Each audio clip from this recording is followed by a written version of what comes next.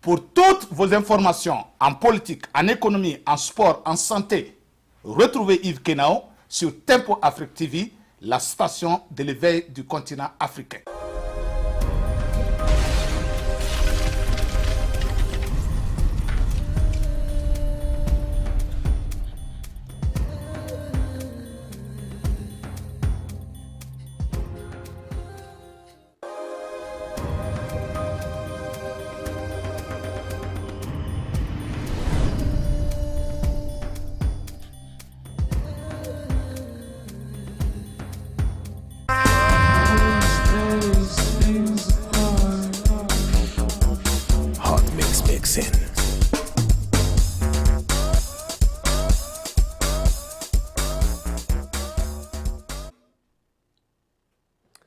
Welcome to Ellie Nyamal Talk Show at Tempo Afrique TV. It is now year of 2023 since we've been back to our talk show TV. And I know the last time I've been gone for a while, there's been a lot going on in the fashion world, in the industry, and also just realizing life in general. There is so much to look at and to look into to understand where our life is going to as well. So welcome back to all the diaspora in the world, in Africa, and including here in the United States as well. So we're going to come back with some of the things that are going on in our regular life. So a lot of things that you'll see in our show is, you know, things we face, challenges, strugglings, and where our life is heading to now that we're in the 2023.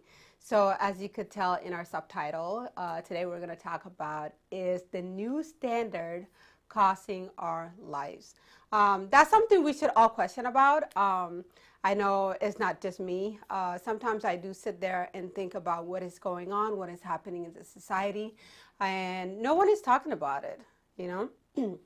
And where there is no communication with one another, and we're not talking about things that are happening right in front of our eyes, it's kind of scary in a way, because then you wonder what's really going to happen. No one is talking about it, but they notice it, but they see it. They see everything that is happening. So first, we're going to start off with the cost of living, the food cost. And I know many of you have been aware of the changes. And if you haven't been aware of the changes, notice how down your food is going in the house, okay? You'll remember back in the days, maybe like 10 years ago, let's just say 10 years ago in the 1990s, 1980s, around the time that I know that I exist, carts would be full of grocery shopping. And in case you haven't noticed, nowadays it's either half or you go in with a little bucket just to fill in the things that you need. And by the time you get home, it's only enough food to last you for a few days or 1 week. Feel free to join us in this conversation. Write your comments as much as you like, or call in, say your opinion, or share your experience. What you have noticed changed dramatically, and where do you think we are heading to at this point? I know many of us can't predict the future. We don't know what's going to happen in 10 years from now, or 5 years. Let me just say 5 years. But a lot can happen. A lot can happen. I mean, imagine the last 3 years, a lot happened already. So the food cost inflation, what I want to touch on is, first let me share a little bit of my experience. So a couple of weeks ago, I'm a big fan of Mountain Dew. I drink Mountain Dew a lot. I feel like it's my energy throughout the day. It's my caffeine. So sometimes in the afternoon, you know, I'll take it and then it just boosts my energy and ongoing. So I never have to stop buying Mountain Dew. And about a couple of weeks ago, I went to the store.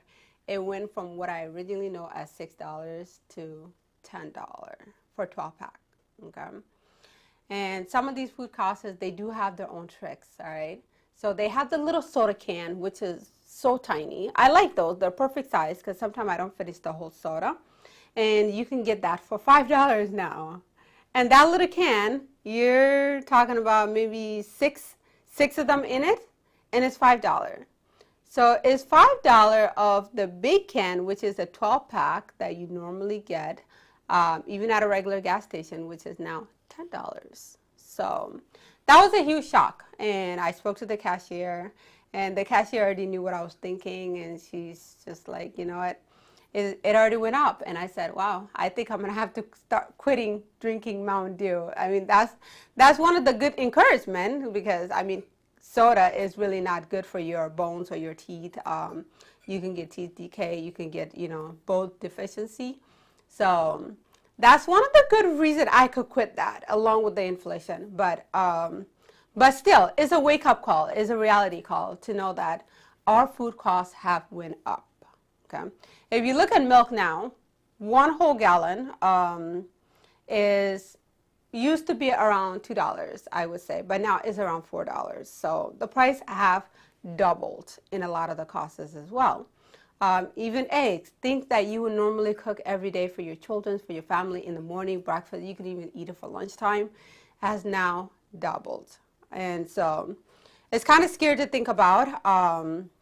What does that cost us in the next coming future? Especially, you could be a mother or father with a large family of kids, and now we even got family living under one household where there's more than 3 people or 5 people or 10 people in the same household.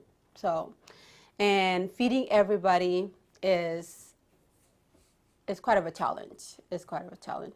So these are the things, we like to think on, and I'm pretty sure once it gets really rough to the point where nobody can afford food anymore, maybe the whole world will start speaking out about it, Because right now we're just kind of all in our own selfie world, just still observing, still watching to see what's going to happen, not communicating with your next door neighbor to say, hey, what does your grocery cost you now, And imagine if you have boys. Boys can eat, okay?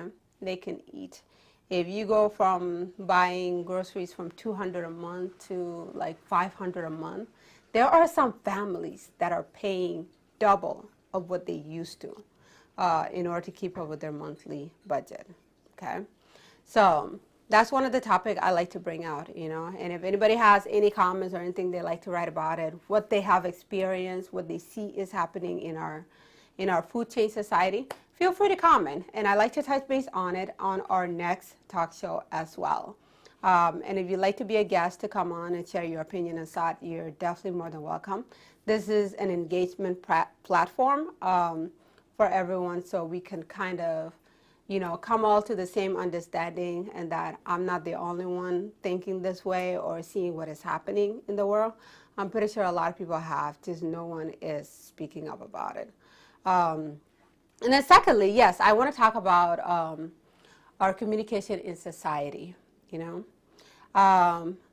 We are drifting further away. Either we are drifting further away or we are becoming super click or very selective of who we think we should interact with or who we think would fit in our little pods, Some people who don't feel like they could fit in any group or any category are just kind of in their own pod by themselves, Some people are loners. Some people are alone, but they don't want to be alone. And a lot of that is affecting our children as well, okay? You have social media, you have video games, you have all of these technology, and now we have the AI, artificial intelligence, where people could change their look to look 10 times better. So when you look at a normal picture of yourself, it just looks ugly, So these are the social changes that are happening in our society, okay? There are some things I've noticed and I've experienced myself is when I'm with a group of people, it becomes a little awkward because when you're trying to take a picture, they don't like it, maybe you like it, Like no one is content. There's no simple way of living anymore. And I don't know if a lot of it just has to do with, technology, of course, advancing, or people are just starting to lose their way of humanity, Where back in the days, I remember your friends could call you up and say, hey, we're going to a concert, and, you wear whatever you want that day, and you guys go out, have a great time, go to the park or watch outdoor movies, and you guys take pictures, however way, whether it's cheesy or smiley, or everyone is happy either way, So if the picture gets stored in a memory page, like it's good, Where in today's world, there is filter, there's artificial intelligence, there is all these social media. Everything has to be perfect, perfect, perfect, perfect, like on point, on point, on point, you know. And sometimes what I can add to that is it's not healthy.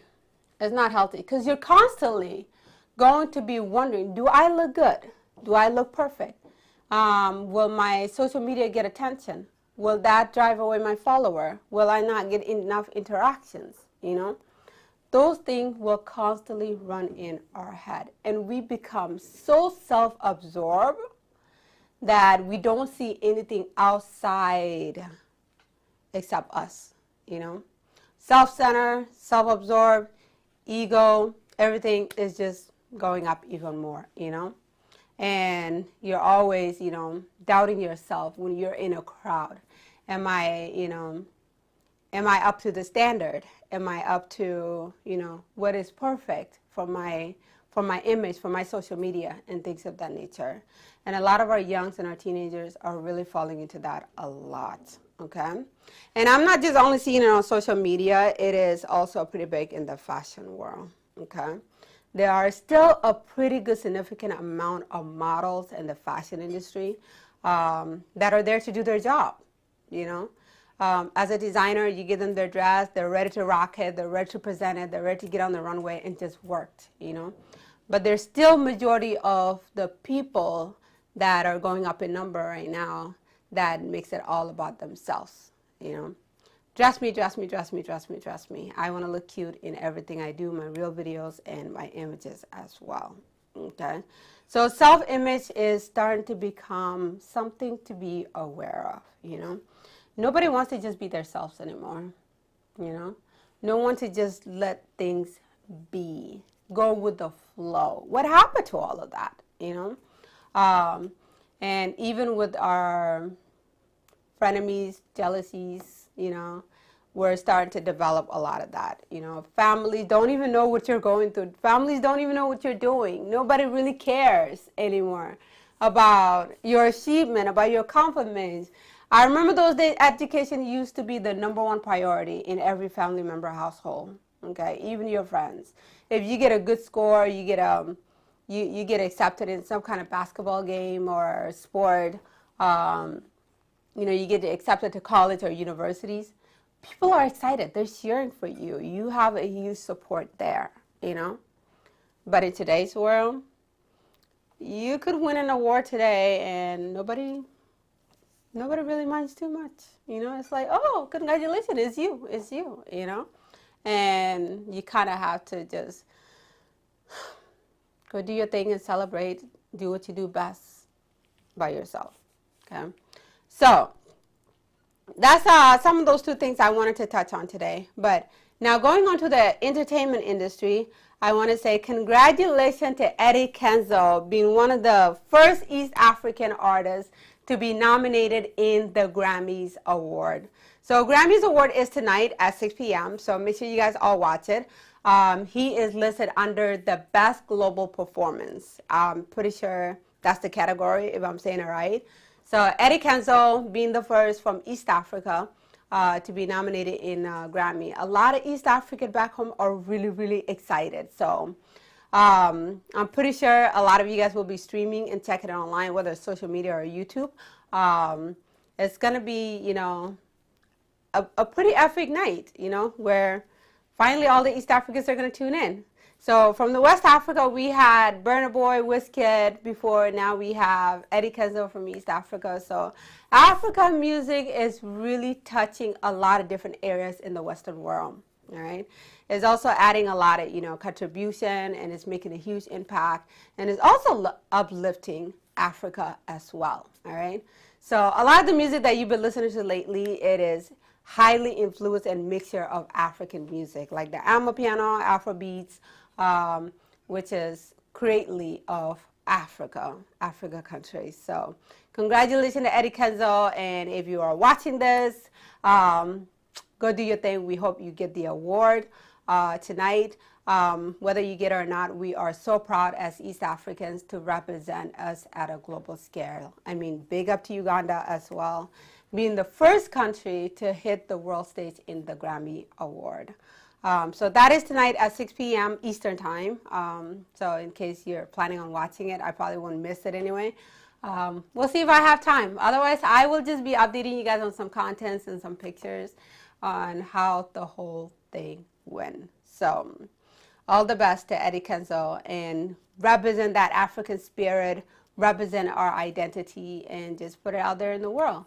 Because we need more of our African representation in the big industry as well. You know, as you guys know, the industry has always, all story has always been told, okay, by the foreigners, by the others. So we could tell our own story. It's more authentic, it's more real. We are proud, we are represented, and we are respected. So that's one of the biggest things I can announce about that today that I am really excited for. And also, one of the other things I really want to talk about in the fashion industry, in the Big Four, Paris, London, Milan, New York Fashion Week, there's been a lot of trend going on in the social media lately. It has just started about a month ago, starting with Paris Fashion Week, and then went on to London. And New York is coming up this week. And then the following week, I think it's Milan. No, Milan already took place. So New York is the last. I believe so. It's the last. It's the last show. So our society is presenting a whole different image we never see and we can't really imagine.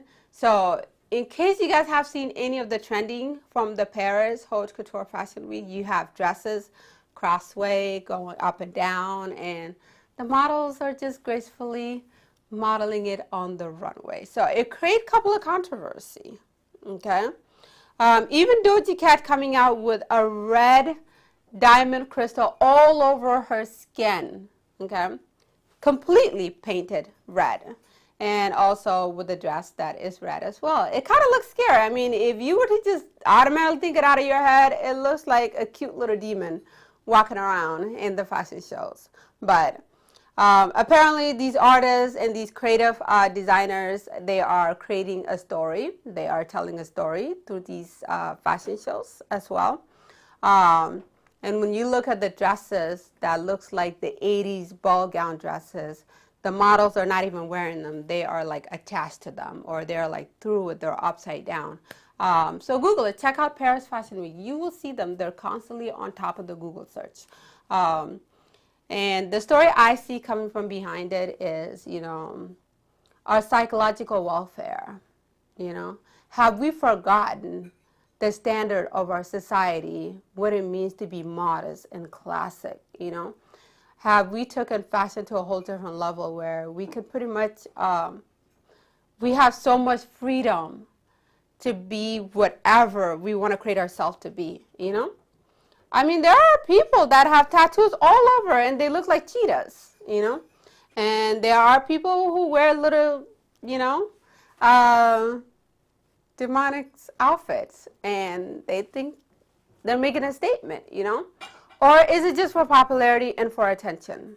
Because that comes with it too, as I mentioned earlier about social media, okay? Social media is outrated to the point where sometimes people will do anything to get the attention and to get the engagement. Or is it all about the money that is flowing around where all the TVs and the reels and the videos are making money off of these views? So it could be a little bit of everything as well, you know. But definitely like to hear your opinion. You know, the more different opinions we have on this, the more we can kind of see what is more dominant in our society now with the new standards that we are living as well, okay? I mean, life goes on. It only goes forward. I cannot imagine what 2024 is going to be like, or even 2030, which we're halfway to it right now. And including with the artificial intelligence where you could change your image and you look this beautiful young person. Is, I guess we're creating a new heaven where in heaven there's no such thing as aging. Nobody wants to age. Nobody wants to look old. Nobody wants to represent their original self. So that's kind of what the AI is doing a little bit. But there's still a lot of art behind it, you know. is art in a whole different level. So, you know, we're going to come back with more topics. We're going to talk about a lot of the challenges that are happening in our daily life and where do you think all of this is going to lead. So we want to wish you well. So budget yourself well. Right now, we're all on a tight budget. Everything has to be budgeted well. Whatever you spend on food, rent, costs, all that stuff. Or hope you have a really good, welcoming family and you guys can all share costs. So we're going back to kind of like the restart of the revolution as well, where people are huge number of people in one household, you know. And it didn't really matter by then because, I mean, you weren't getting paid a lot and the cost of living was very low in the 1800s or 1900s. But now in our 2020s and above, it's a mix of technology, it's a mix of artificial intelligence, it's a mix of pots, it's a mix of social media and humanity all in one place. Let's see where that leads us next. Thank you and have a wonderful night.